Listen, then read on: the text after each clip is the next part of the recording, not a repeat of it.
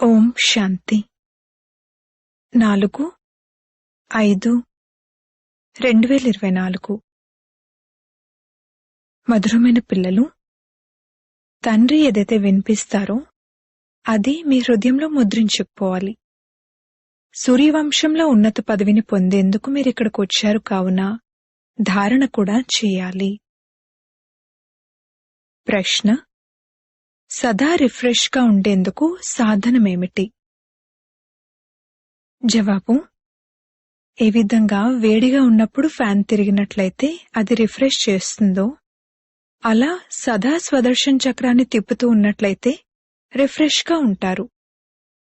స్వదర్శన చక్రధారులుగా అవ్వడానికి ఎంత సమయం పడుతుంది అని పిల్లలు అడుగుతారు.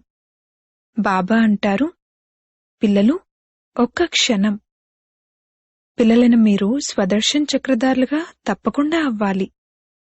ఎందుకంటే దీని ద్వారానే మీరు చక్రవర్తి రాజులుగా అవుతారు. స్వదర్శన్ చక్రాన్ని తిప్పేవారు సూర్యవంశీయులుగా అవుతారు. ఓం శాంతి. ఫ్యాన్లు కూడా తిరుగుతూ ఉంటాయి, అందర్నీ రిఫ్రెష్ చేస్తూ ఉంటాయి. మీరు కూడా స్వదర్శన్ చక్రధారులుగా అయి కూర్చున్నట్లయితే ఎంతో రిఫ్రెష్ అవుతారు. స్వదర్శన్ చక్రధారి యొక్క అర్థం గురించి కూడా ఎవరికీ తెలియదు కావున వారికి అర్థం చేయించాలి. అర్థం చేసుకోకపోతే చక్రవర్తి రాజులుగా అవ్వరు. స్వదర్శన చక్రధారికి నేను చక్రవర్తి రాజుగా అయ్యేందుకు స్వదర్శన్ చక్రధారిగా అయ్యాను అన్న నిశ్చయం ఉంటుంది. శ్రీకృష్ణుడికి కూడా చక్రాన్ని చూపిస్తారు. జంటగా ఉన్న లక్ష్మీనారాయణలకు కూడా అది చూపిస్తారు. అలాగే జంటగా లేకుండా ఒక్కరే అన్నప్పుడు కూడా అది చూపిస్తారు. స్వదర్శన్ చక్రాన్ని కూడా అర్థం చేసుకోవాలి. అప్పుడే చక్రవర్తి రాజులుగా అవుతారు. విషయమైతే చాలా సహజమైనది. బాబా, స్వదర్శన్ చక్రధారిగా అవ్వడానికి ఎంత సమయం పడుతుంది అని పిల్లలు అడుగుతారు. పిల్లలు, ఒక్క క్షణం. ఆ తర్వాత మీరు విష్ణువంశీయులుగా అవుతారు. దేవతలను విష్ణువంశీయులు అనే అంటారు. విష్ణువంశీయులుగా అవ్వడానికి మొదటైతే శివవంశీయులుగా అవ్వవలసి ఉంటుంది. ఆ తర్వాత బాబా కూర్చుని సూర్యవంశీయులుగా తయారు చేస్తారు. ఈ పదాలైతే చాలా సహజమైనవి. మనం కొత్త విశ్వములో సూర్యవంశీయులుగా అవుతాము. మనం కొత్త ప్రపంచానికి యజమానులుగా, చక్రవర్తులుగా అవుతాము. స్వదర్శన చక్రధారుల నుండి విష్ణు వంశీయులుగా అవ్వడానికి ఒక్క క్షణం పడుతుంది. అలా తయారు చేసేవారు శివబాబాయే. శివబాబా విష్ణు వంశీయులుగా తయారు చేస్తారు. ఇంకెవ్వరూ ఆ విధంగా తయారు చేయలేరు. విష్ణు వంశీయులు సత్యుగంలో ఉంటారే కాని ఇక్కడ ఉండరు అనైతే పిల్లలకు తెలుసు. ఇది విష్ణు వంశీయులుగా తయారయ్యే యుగం. మీరిక్కడకు విష్ణు వంశములోకి వచ్చేందుకే వస్తారు. దానినే సూర్యవంశం అంటారు. జ్ఞాన సూర్యవంశీ అన్న పదం చాలా బావుంది. విష్ణువు సత్యుగానికి అధిపతిగా ఉండేవారు. వారిలో లక్ష్మీనారాయణులు ఇరువురూ ఉన్నారు. ఇక్కడకు పిల్లలు లక్ష్మీనారాయణులుగా లేక విష్ణు వంశీయులుగా అవ్వడానికి వచ్చారు. ఇందులో సంతోషం కూడా ఎంతో కలుగుతుంది. కొత్త ప్రపంచంలో, కొత్త విశ్వంలో, స్వర్ణయుగ విశ్వంలో విష్ణువంశీయులుగా అవ్వాలి. దీనికన్నా ఉన్నతమైన పదవి ఇంకేదీ లేదు. ఇందులో ఎంతో సంతోషం కలగాలి. ప్రదర్శనలో మీరు అర్థం చేయిస్తారు. మీ లక్ష్యము, ఉద్దేశ్యమే ఇది. ఇది చాలా పెద్ద యూనివర్సిటీ అని చెప్పండి. దీనిని ఆత్మిక స్పిరిచువల్ యూనివర్సిటీ అని అంటారు. లక్ష్యం, ఉద్దేశం ఈ చిత్రంలో ఉంది. పిల్లలు ఈ విషయాన్ని బుద్ధిలో ఉంచుకోవాలి. పిల్లలు అర్థం చేయించేందుకు కేవలం ఒక్క క్షణమే పట్టాలి అంటే ఏ విధంగా రాయాలి?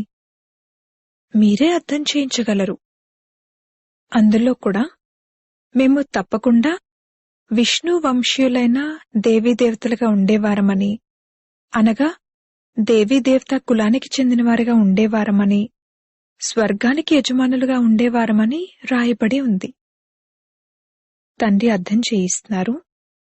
మధురాతి మధురమైన పిల్లలు, భారత్లో నేటికి 5000 సంవత్సరాల క్రితం మీరు సూర్యవంశీ దేవీదేవతలుగా ఉండేవారు.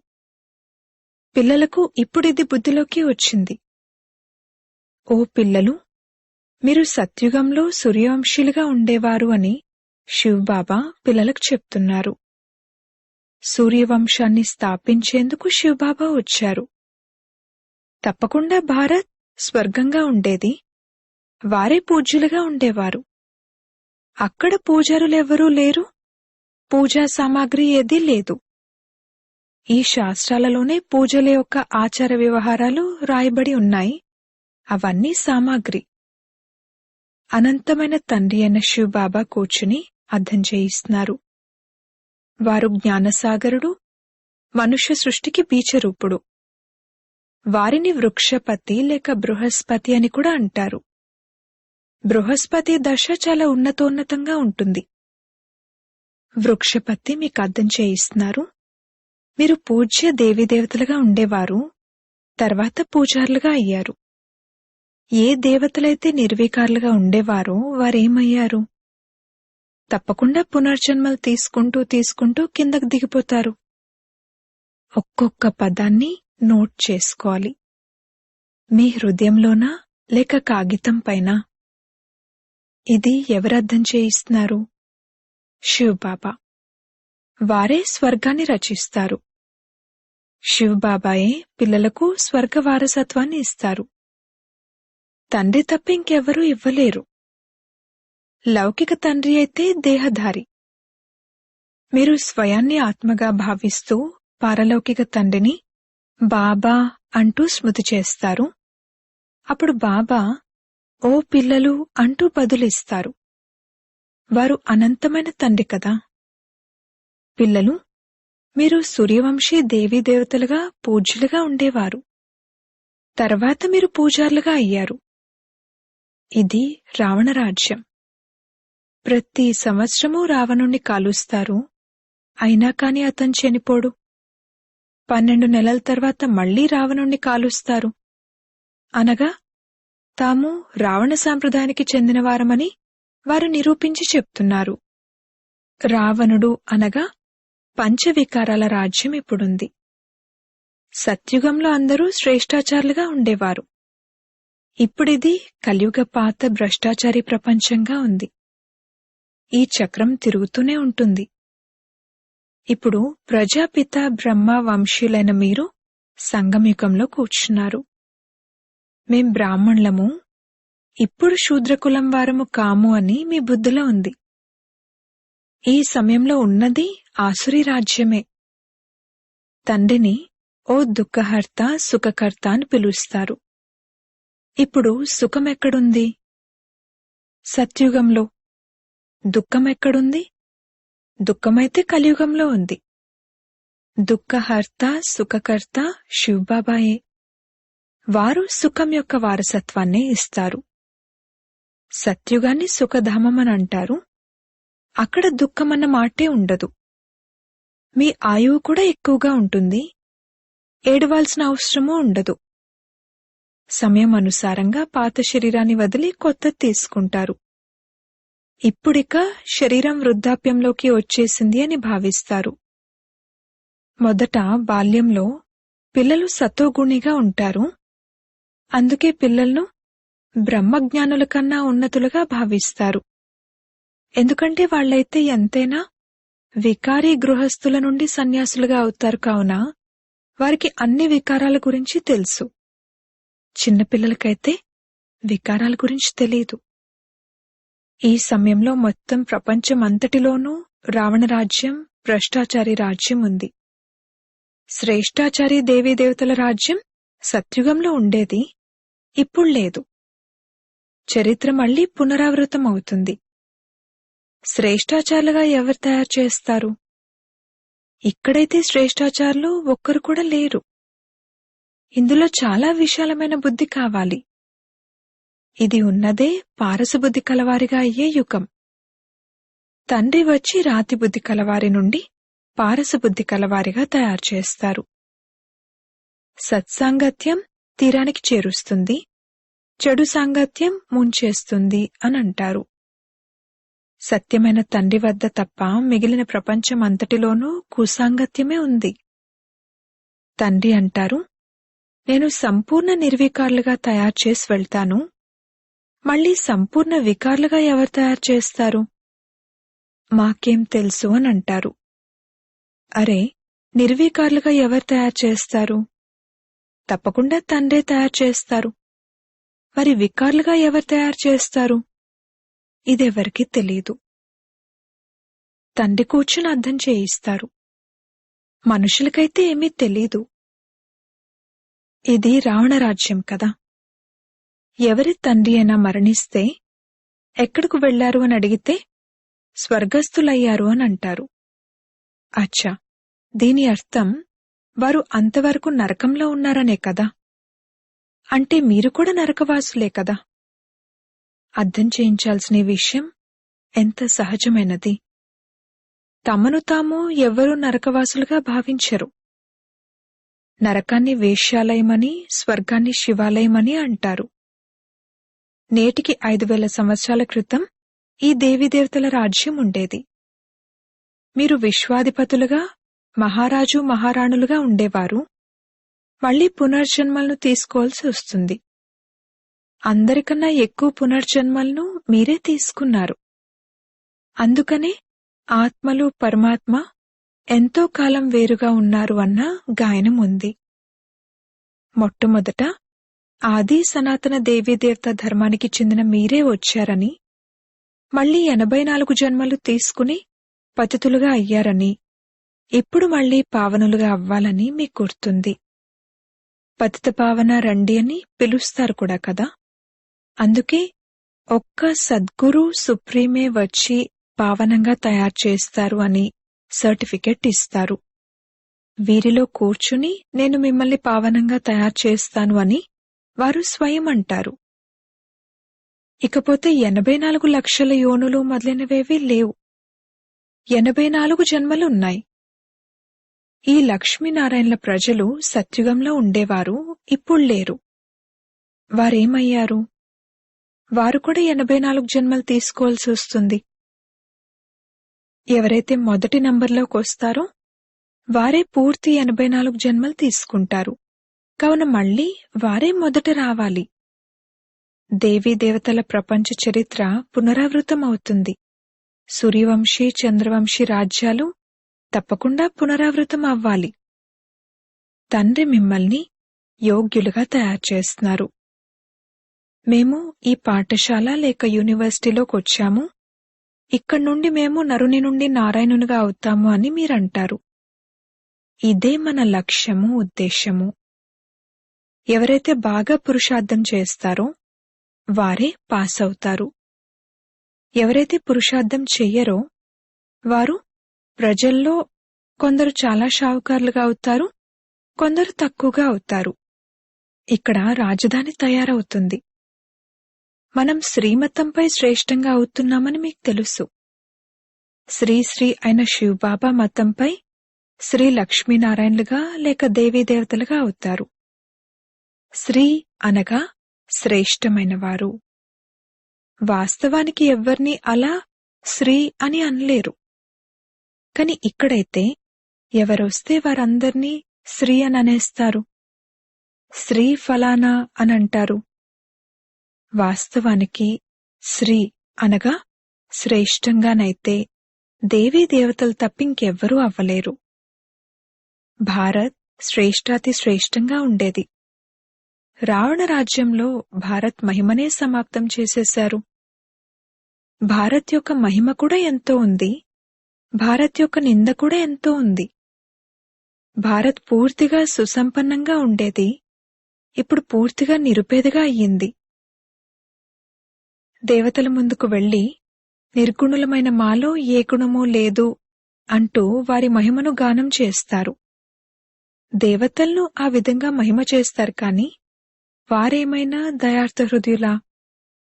మనుషులను దేవతలుగా తయారు చేసే వారినొక్కరినే దయార్థ హృదయులు అని అనడం జరుగుతుంది. ఇప్పుడు వారు మీకు తండ్రి కూడా, టీచర్ కూడా, సద్గురు కూడా. నన్ను స్మృతి చేయడం ద్వారా మీ జన్మ జన్మాంతరాల పాపాలు భస్మమవుతాయి మరియు నేను మిమ్మల్ని నాతో పాటు తీసుకువెళ్తాను అని వారు గ్యారంటీ ఇస్తారు. మీరు మళ్లీ కొత్త ప్రపంచంలోకి వెళ్ళాలి. ఇది 5000 సంవత్సరాల చక్రం. కొత్త ప్రపంచం ఉండేది, మళ్లీ అది తప్పకుండా తయారవుతుంది. ప్రపంచం పతితంగా అవుతుంది, మళ్లీ తండ్రి వచ్చి పావనంగా తయారు చేస్తారు. తండ్రి అంటారు, పతితంగా రావణుడు తయారు చేస్తాడు, పావనంగా నేను తయారు చేస్తాను. ఇకపోతే ఇదంతా బొమ్మల పూజ వలె చేస్తూ ఉంటారు. రావణుడికి 10 తలలు ఎందుకు చూపిస్తారో వారికి తెలీదు. విష్ణువుకు కూడా 4 భుజాలు చూపిస్తారు. కాని అటువంటి మనుషులెక్కడైనా ఉంటారా? ఒకవేళ 4 భుజాలు కల మనుషులున్నట్లయితే వారికి పిల్లలెవరైతే పుడతారో వారు కూడా అలాగే ఉండాలి కదా. ఇక్కడైతే అందరికీ 2 భుజాలున్నాయి. వారికి ఏమీ తెలీదు. భక్తి మార్గపు శాస్త్రాలను కంఠస్థం చేస్తారు. వారికి కూడా ఎంతమంది అనుచరులు తయారవుతారు. ఇది విచిత్రము.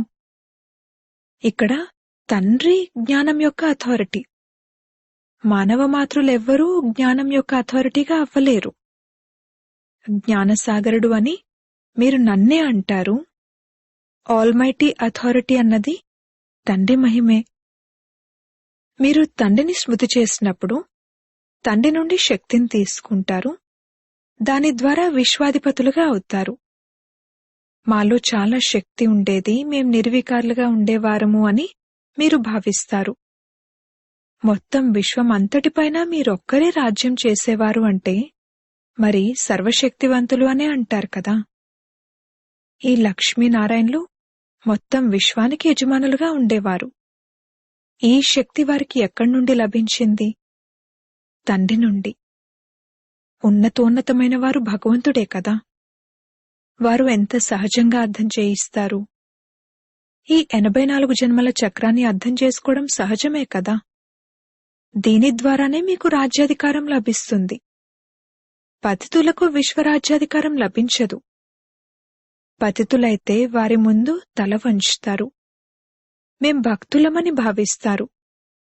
పావనుల ముందు శిరస్సు వంచి నమస్కరిస్తారు. భక్తి మార్గం కూడా అర్ధకల్పం కొనసాగుతుంది. ఇప్పుడు మీకు భగవంతుడు లభించారు. భగవానువాచ, నేను మీకు రాజయోగాన్ని నేర్పిస్తాను. భక్తి ఫలాన్ని ఇవ్వడానికి వచ్చాను. భగవంతుడు ఏదో ఒక రూపంలో వచ్చేస్తారు అని అంటూ ఉంటారు కూడా.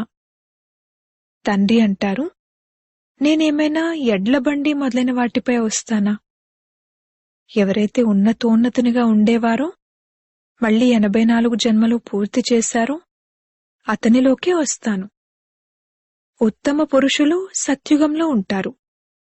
కలియుగంలో కనిష్ఠులు తమో ప్రధానులు ఉన్నారు. ఇప్పుడు మీరు తమో ప్రధానుల నుండి సతో ప్రధానులుగా అవుతారు. తండ్రి వచ్చి తమో ప్రధానుల నుండి సతో ప్రధానులుగా చేస్తారు. ఇది ఒక ఆట. దీన్ని అర్థం చేసుకోకపోతే స్వర్గంలోకి ఎప్పుడూ రారు.